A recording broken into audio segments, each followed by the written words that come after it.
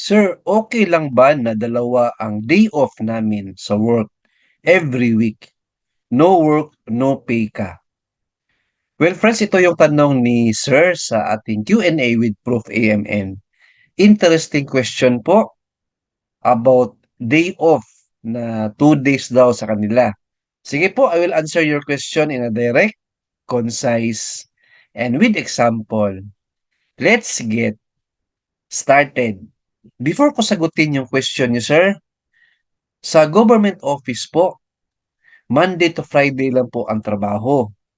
As a result, yung Saturday and Sunday nila is rest day po nila or day off. Whether permanent employee ka, job order, or agency hired employee. 2 days talaga yung day off nila. Sa private company naman, 6 days a week ang trabaho. Monday to Saturday and Sunday po yung day off. Obviously, nasa private company ka, right?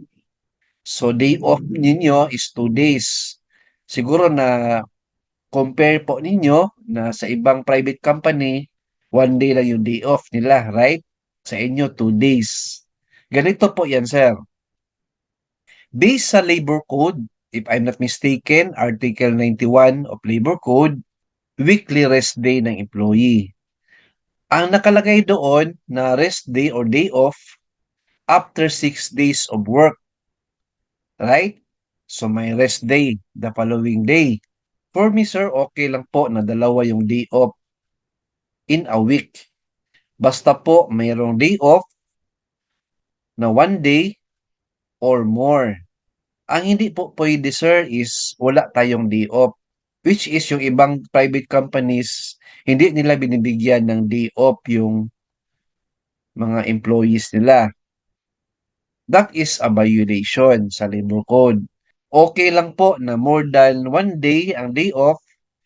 Ang hindi okay, yung walang day off. Yan po ang sabi ng abogado or lawyer. Opo sir, no work, no pay po. Especially pag job order ka, agency hired employee, no work, no pay talaga. So ang gawin niyo lang po, sir, I suggest kung wala kang trabaho Saturday and Sunday, why not po mag-part-time po tayo?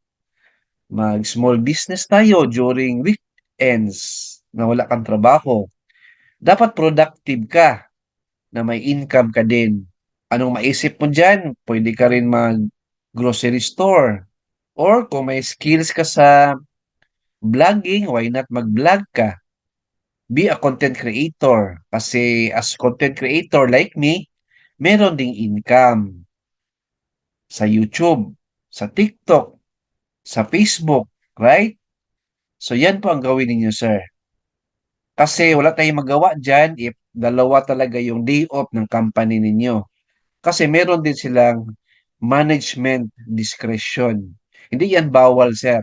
Ang bawal po is walang day off yung employee.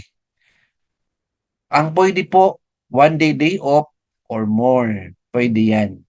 Alright, so hope na masagot ko yung question nyo, sir. Please like, share this video, and subscribe my YouTube channel. Thank you, God bless, and 2 thumbs up.